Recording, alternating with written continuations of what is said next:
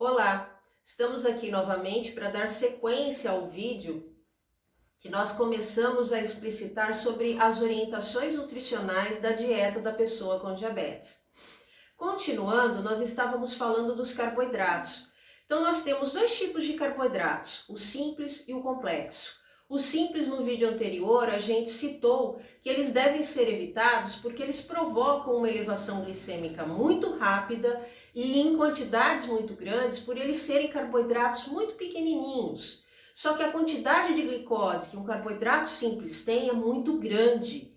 Então, em cerca de 15 minutos, que é o tempo de digestão desses tipos de carboidrato simples, que se dá na boca, a absorção e a digestão do carboidrato simples não precisa chegar até o estômago e intestino, como um complexo, por exemplo, se dá aqui na boca. Por isso que em casos de hipoglicemia a gente pede, quando a pessoa está desacordada, em coma hipoglicêmico, para esfregar o açúcar na bochecha internamente desse paciente, para que ocorra a absorção desse carboidrato simples e essa hipo comece a se elevar e a pessoa volte a si.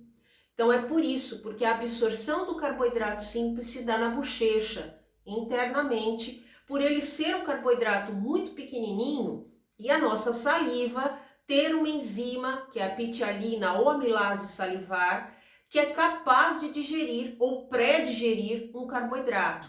Como o simples é pequeno, ela digere. O carboidrato complexo, ela pré-digere e termina-se a digestão do carboidrato complexo lá no nosso intestino com a amilase pancreática, que aí termina a digestão do carboidrato complexo em glicoses unitárias, mas aí lá no intestino, 2 horas depois do consumo desse carboidrato. Por isso que a gente cita e orienta também para se fazer a glicemia pós-prandial. Pós quer dizer após, prandial vem de prandus, que quer dizer refeição. Então, pós-refeição, após a refeição. 2 horas depois do término dessa refeição, para que dê tempo para que esse carboidrato complexo que eu ingeri através de um arroz, de um macarrão, de uma massa, de um pão, dê tempo dele terminar a sua digestão e cair no sangue sob a forma de glicose, e a gente vai ter uma ideia de como é que o meu corpo está reagindo àquele tipo de carboidrato que eu ingeri, à quantidade que eu ingeri e a qualidade daquele carboidrato. Quando a gente fala em qualidade do carboidrato, principalmente no caso do carboidrato complexo, eu quero dizer se ele é branco ou se ele é integral. Como a gente viu no vídeo anterior, os carboidratos complexos integrais, eles são acrescidos de fibra. E lá no CAPD, para quem já passou pelo curso, que é o curso de iniciação à alimentação da pessoa com diabetes, hoje nós não estamos, hoje não, né? Nesses tempos de pandemia, nós não estamos ministrando o curso presencial, por isso e por solicitação da SOL, que é uma associada nossa, nós resolvemos demonstrar o que nós apresentamos no CAPD nesses vídeos. Então, no caso, o carboidrato complexo, quando ele é integral, ele apresenta um teor maior de nutrientes, mais vitaminas, mais sais minerais e o que eu costumo chamar de coringa na alimentação da pessoa com diabetes, que são as fibras.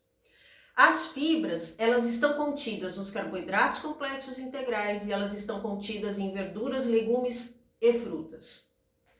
Quando a gente fala de carboidrato complexo integral, que tem mais fibra, essas fibras presentes tanto nesses alimentos quanto em verduras, legumes e frutas, elas tendem a reduzir a absorção ou o grau no qual a glicose chega no sangue, em cerca de 30 a 40%. Quando eu consumo um carboidrato complexo branco, 100% de tudo aquilo que eu ingeri chega no sangue sob a forma de glicose, proporcionando um aumento maior dessa glicemia. Quando a gente ingere um carboidrato complexo integral, um carboidrato branco, mas com fibras, conjuntamente com a salada, como a gente citou no vídeo anterior, para ser iniciado essa refeição, a gente ocasiona essa redução da absorção desse carboidrato branco em 30 a 40%. o que acarreta uma redução na chegada da quantidade de glicose até o sangue, melhorando o controle glicêmico. É óbvio que as fibras não fazem milagres, mas elas auxiliam.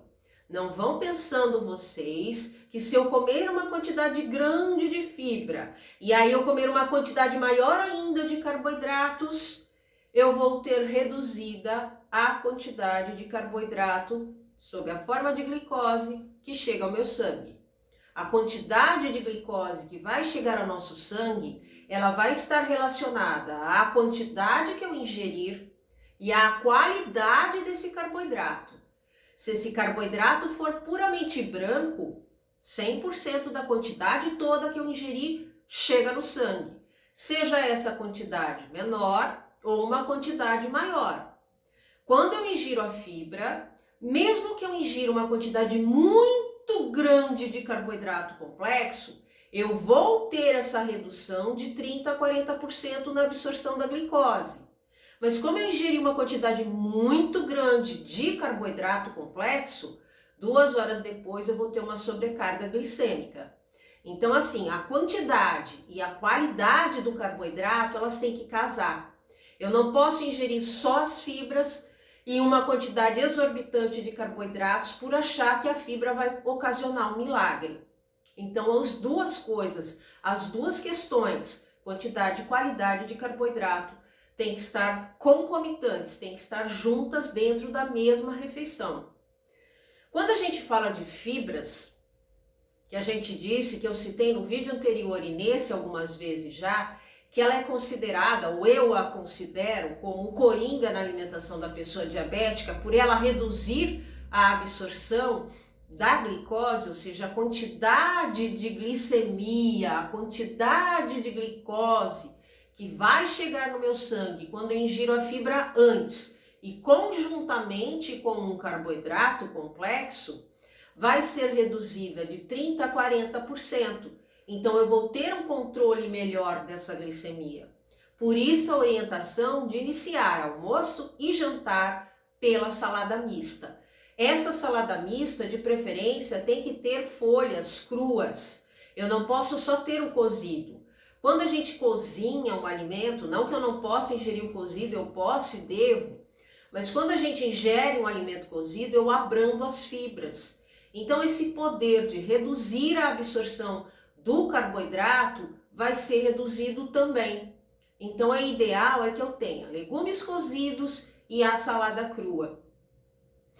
E no caso das frutas, que também são fontes de fibra, as frutas têm um porém. Nós orientamos 3 unidades por dia no consumo de frutas em diferentes refeições.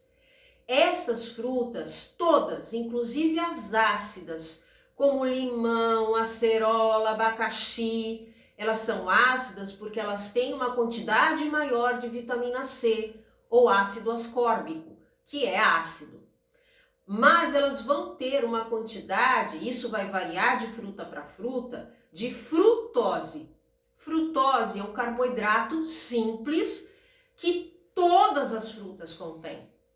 Então as frutas, por isso nós orientamos 3 unidades por dia em diferentes refeições. Eu não devo consumir várias frutas na mesma refeição, ou uma única fruta, de uma única representação de fruta, como só laranja ou só pera, enfim, várias juntas na mesma refeição. E a gente orienta também que essas frutas, elas sejam ingeridas durante o dia, porque quando a gente ingere um carboidrato simples, como a frutose das frutas, após as 18 horas, nós podemos ter um acúmulo de glicose, porque o nosso metabolismo reduz duplamente. Metabolismo é a funcionalidade, o ritmo de funcionamento do nosso organismo. Por que ele reduz após as 18 horas duplamente? Geralmente porque nós reduzimos as nossas atividades cotidianas após as 18 horas e porque metabolicamente, fisiologicamente, nós somos iguais às galinhas. Escureceu, metabolismo reduz, porque é hora de relaxar, de dormir e não de fazer mais atividades, de proporcionar uma digestão muito grande, que daria muito trabalho para o corpo.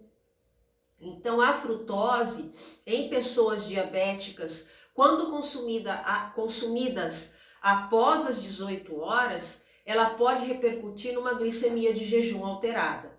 Então, frutas a gente ingere somente durante o dia e 3 unidades por dia em diferentes refeições. A frutose ela está localizada principalmente, que é esse açúcar simples das frutas, no caldo das frutas. Então, quando a gente vai fazer um suco da própria fruta ou compra um suco concentrado, eu preciso diluí-lo. Então, o que a gente orienta? São 2 dedos, o indicador e o médio juntos, num copo de requeijão, do suco e o restante de água. Jamais eu posso, por exemplo, espremer ou bater uma fruta e tomá-lo sem diluição. A glicemia vai lá em cima porque a frutose está no caldo das frutas e é um carboidrato simples, aquele que bomba a glicemia muito rapidamente. Então, por isso a gente orienta a diluição do suco dessa maneira e já conta esse suco de fruta como uma das 3 unidades de fruta do dia. Certo? Eu gostaria de agradecer mais uma vez todos que assistiram e assistem aos nossos vídeos. Eu espero que tenha contribuído para uma melhora na visão da dieta da pessoa com diabetes. Em breve, espero, nós estaremos novamente no CIAPD e nas palestras presenciais. E um abraço a todos. Não esqueçam de dar um like no meu canal do YouTube.